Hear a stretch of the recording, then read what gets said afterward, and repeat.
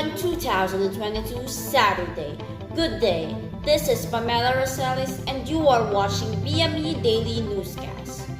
Two groups of economic decision maker, the household, which consists of one or more persons who live in the same housing unit, such as family who consume certain types of goods and services, mainly housing and food, and business, a privately owned organization that produces goods and services, are now struggling when it comes to minimizing their daily living and business expenses. The eatery business of Mrs. Geraldine is having a hard time keeping her eatery business running. Ay ramdam po namin talaga ang mga presyo lahat na bilihin. Tapos hindi naman namin na ibebenta ng mas mataas. Kaya yan, talagang hirap kaming umahon kasi mas mahal, hindi namin maibebenta ng mas mahal. Because aside from more expensive ingredients used to cook dishes, as an eatery, she uses a mix of economic resources or factors of productions such as land for her eatery stall, labor for cooks, servers and dishwashers, and capital for kitchen equipment. This is how businesses buy economic resources from market for resources coming from households.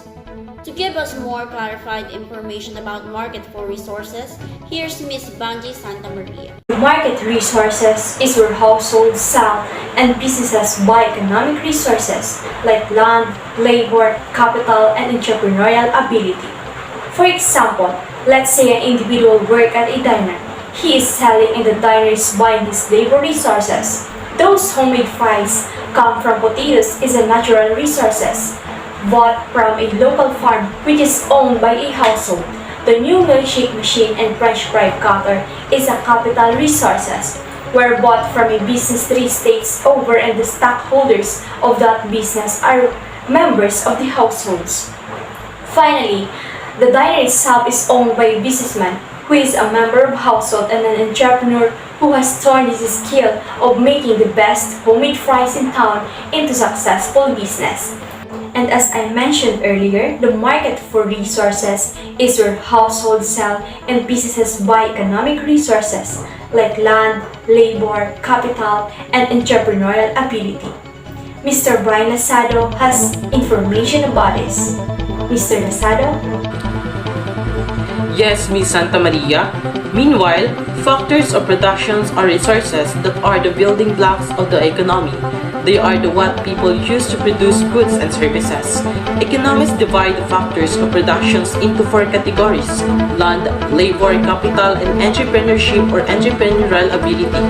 The first factors of productions is land. Land includes any natural resources used to produce goods and services.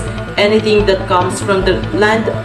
Some common land or natural resources are water, oil, copper, natural gas, coal, and forest.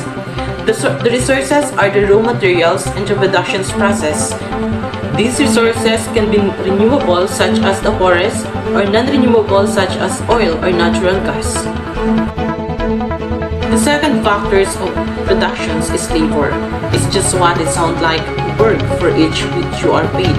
Labor is the effort the people contribute to the productions of goods and services.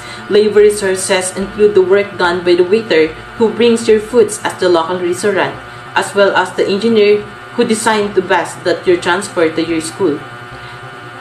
It includes an artist's creations of the painting as well as the work of the pilot flying the airplanes overhead. If you have ever been paid for a job, you have contributed labor resources to the productions of goods and services. Capital. Capital is the machinery, tools, and buildings humans use to produce goods and services. Some common examples of capitals include hammers, forklifts, conveyor belts, computers, and delivery vans. Capital differs based on the worker and the type of the work being done. For example, a doctor may use a stethoscope and examination room to provide medical services. And also, a teacher may use textbooks, desks, and a whiteboard to produce education services. Entrepreneurial ability. This is the human resource that combines the other resources to produce new goods and services and bring them to market. So, entrepreneur might combine land, labor, and capital in new ways, taking risks along the way to bring a good or service to market. Notice that it is household who own all the economic resources. In exchange for the resources, household earn income. The resources has its own income category. For more clarification, here is Miss Julie Ann Zuniga. Yes, Mr. Lasado, households receive wages for their labor, rent for use of their land, interest for use of their capital, and also profit for their entrepreneurial ability. For working at the diner, for example, your income will be wages paid in the form of cash or a paycheck at the end of the month. Thus, in the market for resources, households sell resources and businesses buy resources. At this point, households sell resources to businesses. So households are holding income and businesses are holding resources. But what do households do with the income and what do businesses do with the resources? For more information about that, here is Miss Mary Ann Riorca. The market for goods and service, where the goods and service produced by business are bought. Let's start with business. Businesses use the economic resources they buy in the market or resources to produce goods, such as computers and bicycles, in service such as haircuts and car repairs. Businesses sell these goods and service to households in the market for goods and service. For example, the diner produces cheeseburgers, fries, and milkshakes. Households use part of their incomes to buy goods and service. The payment business receives is called revenue. For example, at diner, revenue comes from customers paying for their foods.